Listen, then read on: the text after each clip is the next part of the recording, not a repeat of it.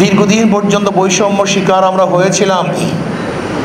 20 থেকে শুরু করে 2024 5ই আগস্ট পর্যন্ত সবচেয়ে বেশি বৈষম্য শিকার হয়েছিল মুসলমান। আপনারা জানেন কি জানি না, এদেশে সবচেয়ে বেশি বৈষম্য শিকার হয়েছে মুসলমান, এবং তার মধ্যে বেশি বৈষম্য শিকার হয়েছে আলেমরা। আজও হাজারো প্রতিষ্ঠান আছে বাংলাদেশে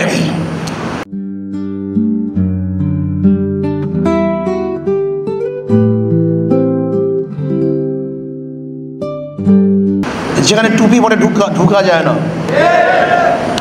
এখনো বাংলাদেশে হাজার প্রতিষ্ঠান আছে যেখানে দাড়ি রাখলে চাকরি হয় না। এখন হাজার প্রতিষ্ঠান আছে বাংলাদেশে যেখানে বোরখা পরে ঢুকা যায় না, ইসলামী লেবাস পরে চাকরি পাওয়া যায় না, হাজার প্রতিষ্ঠানের মধ্যে নামাজ পড়া যায় না, হাজার প্রতিষ্ঠানে নামাজের সময় দেওয়া হয় না। এমনকি নওয়াব সলিমুল্লাহ রহমতুল্লাহ আলাইহির অস্বীকৃত মুসলমানদের জমির উপরে ঢাকা ইউনিভার্সিটি, সেই ইউনিভার্সিটির থেকে রব্বি জিদনি এলমা এটা সরিয়ে দেওয়া হয়েছে। নজরুল ইসলাম হল, সেই ইসলাম শব্দ সরিয়ে দেওয়া হয়েছে।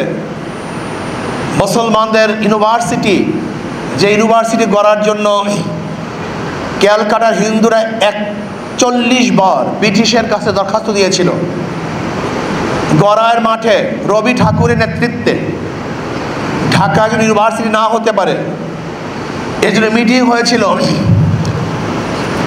অথচ সেই মুসলমান ইউনিভার্সিটিতে আজকে ইফতারি করতে দেওয়া হয় না, সেই মুসলমান ইউনিভার্সিটিতে নামাজ পড়তে দেওয়া হয় না, সেই মুসলমান ইউনিভার্সিটিতে